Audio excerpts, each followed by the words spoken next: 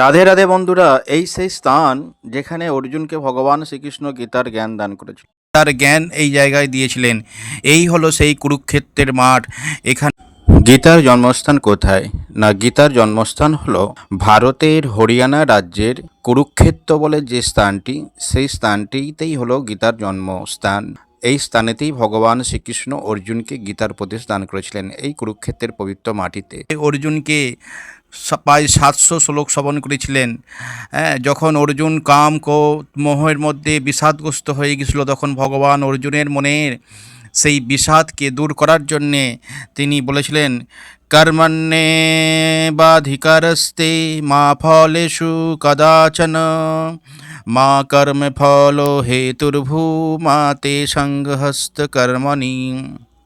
ভগবান বলেছিলেন, হে অর্জুন, তুমি কর্ম করো, ফলের অধিকার তোমার নেই, তোমার অধিকার শুধুমাত্র কর্মে, তুমি কর্ম করো। বাস্তবেও তাই।